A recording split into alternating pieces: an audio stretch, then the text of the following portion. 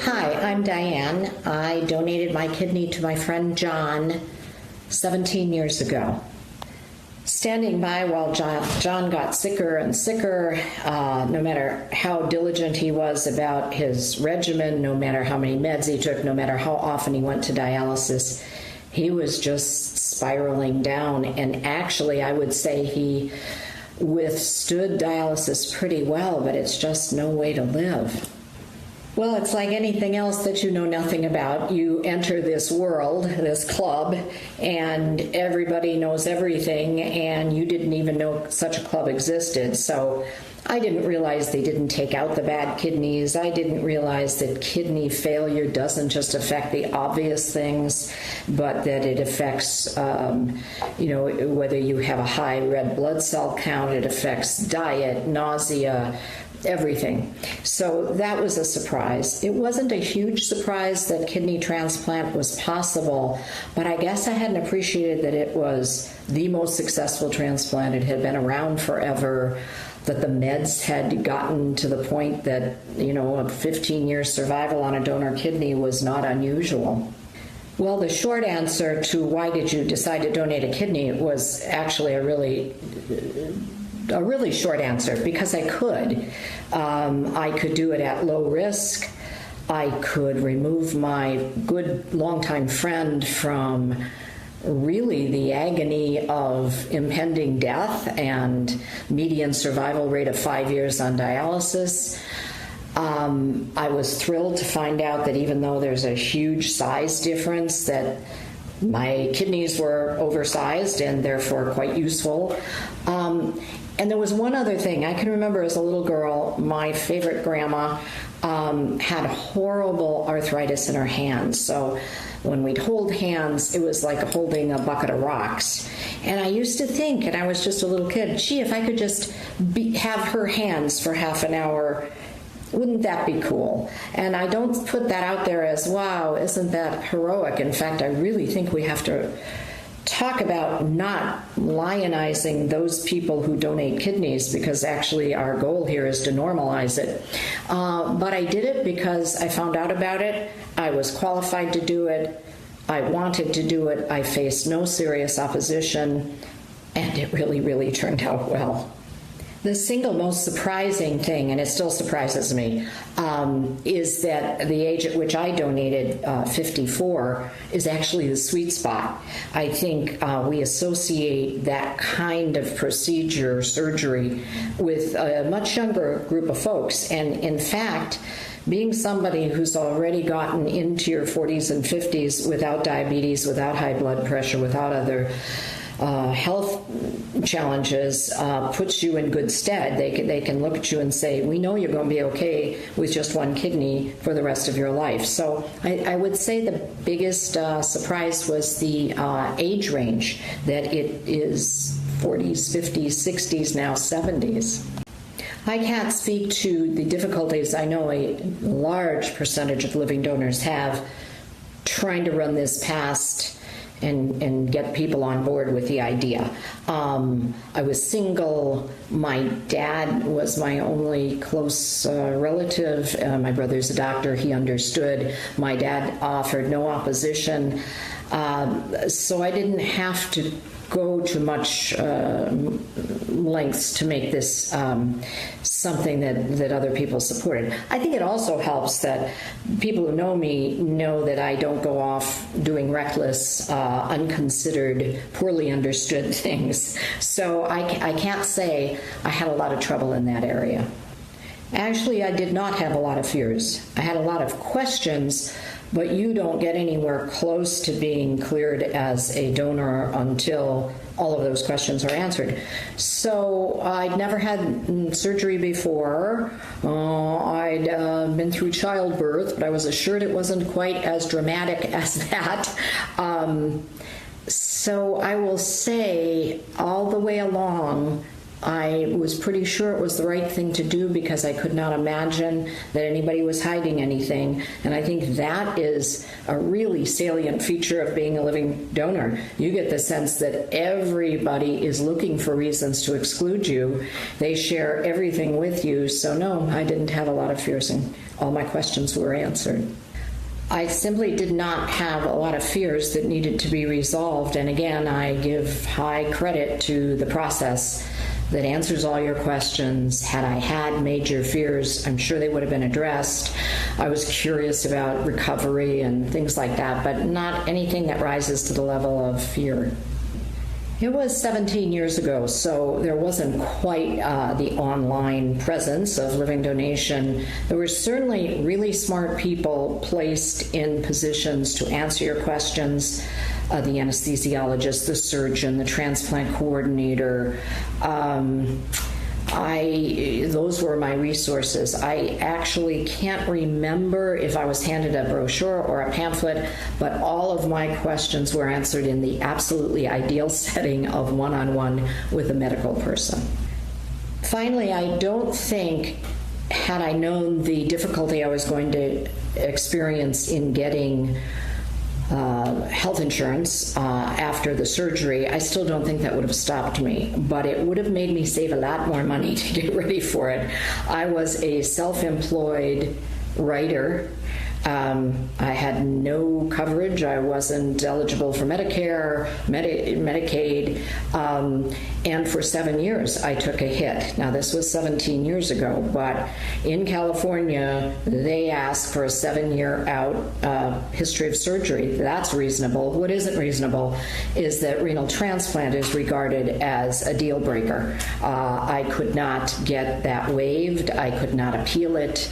And so for probably, 7 years until I didn't have to report it, I probably got dinged $2,500 a year in additional fees because I was seen, ironically, as a risk.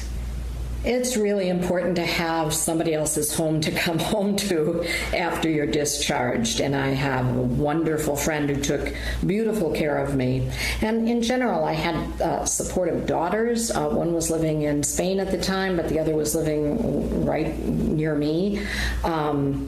That was important just psychologically, to feel that while you were recovering, everybody that you wanted to know was there for you.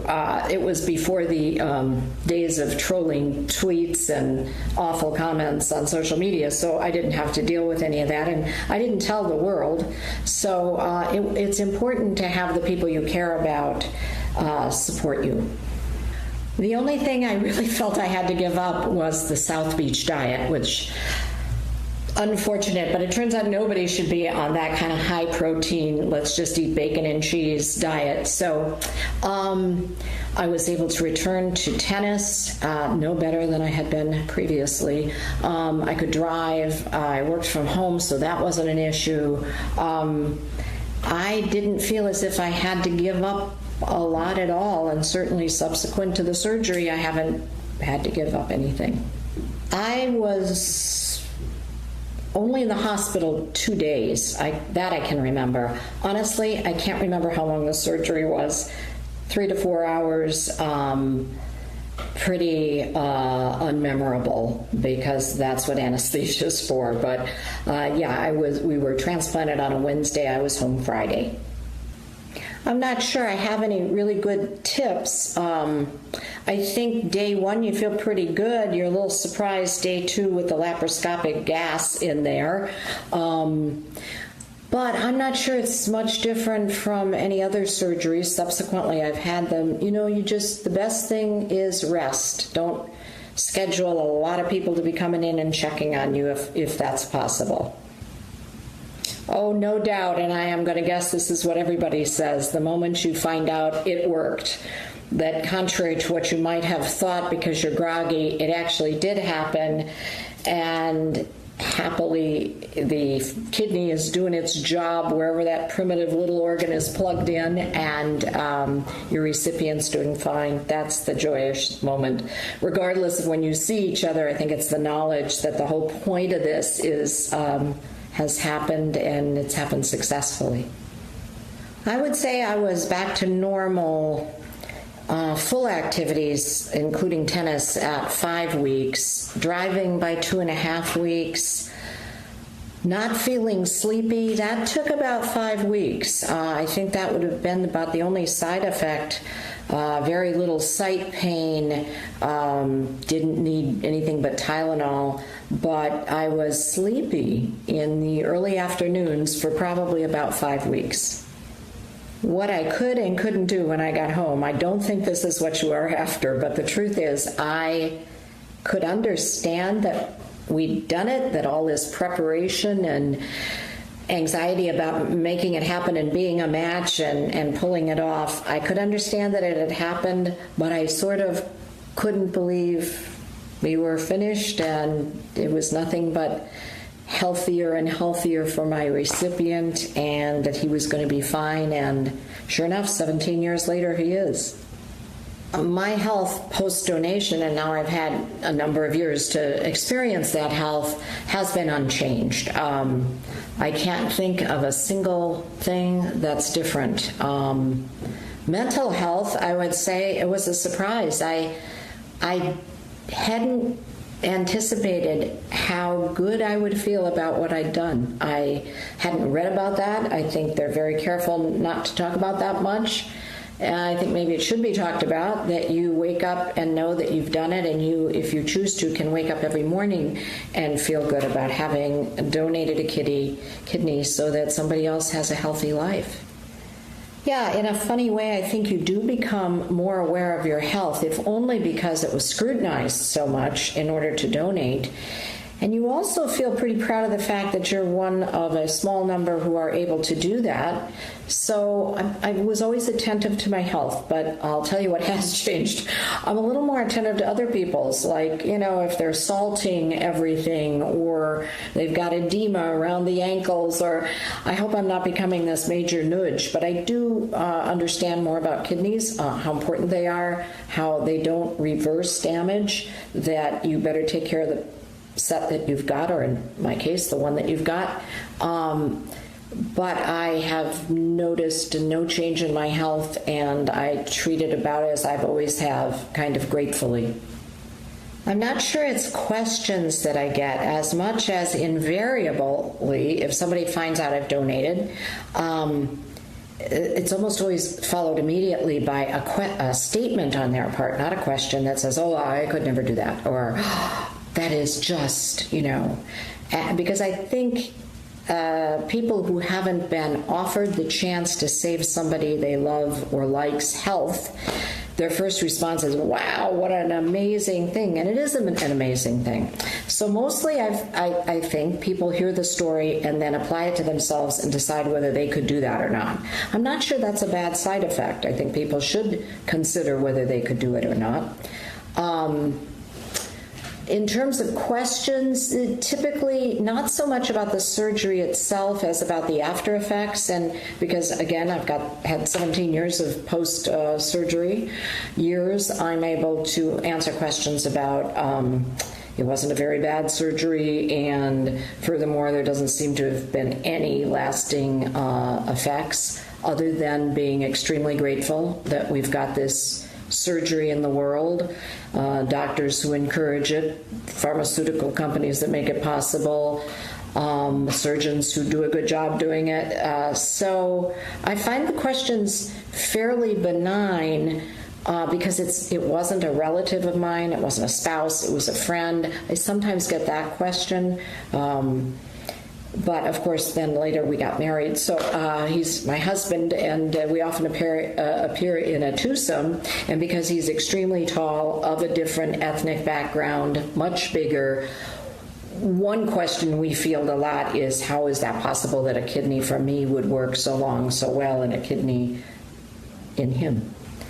I think overall, the most surprising thing, taking the long view, is not that the kidney is doing so well after 17 years. We had good reason to believe it would, and everything's improved in terms of keeping a kidney. I think here's the surprising thing. It was a very private decision between me and this good friend. It was done rather quietly. There wasn't much fanfare. Like I said, 17 years ago, not much social media. A few friends knew. It wasn't something we trumpeted about. But from that experience, including my friend's experience on dialysis, we formed a foundation, and I was a writer. I had retired as a college professor, so it was a perfect storm of opportunity for me to find a cause I believed in, knew something about, had experienced, and to try to help others and connect others in their search for a living donor. In general, having a public that would understand it better. We're so many kind of orphan causes that we now know about because of social media, because people take up the cause. So things like, depression or erectile dysfunction, good grief, we know about things we never thought we'd know about. And living kidney donation is one of them. So the biggest surprise is how this very private decision grew into a very public foundation and organization. Well, I will admit to this being a very unusual surprise effect, but my recipient and I had known each other about 8 years, very good friends, and we went through this experience together, and not only did he come out really healthy and reinvigorated and back to the person I'd known when he was healthy, and it had no side effects on me. But then, we'd gone through this together, and we ended up getting married, which neither of us would have thought was ever going to be something we'd consider. So not everybody gets to, give away a kidney and get a soulmate for life, but that's what happened to me. And then additionally, together we started a foundation, and from that, the program of women encouraging living donation, of which I have one of the t-shirts. And so it's different for every person. Had John and I never married, I still would have been ecstatic and been able to point to him and his health and the foundation that we built as the best side effect. But the surprise package, the icing on the cake, was getting married after knowing each other 10 years.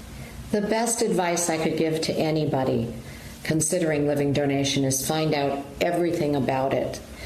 Often this is the place where you say don't go online, but no, go online. Go to the National Kidney Registry, go to Mayo, go to UNOS, go to UPMC. There are many fine, reputable sites out there. They have videos, they have interviews. Call us, call Women Encouraging Living Donation. Go online and call us.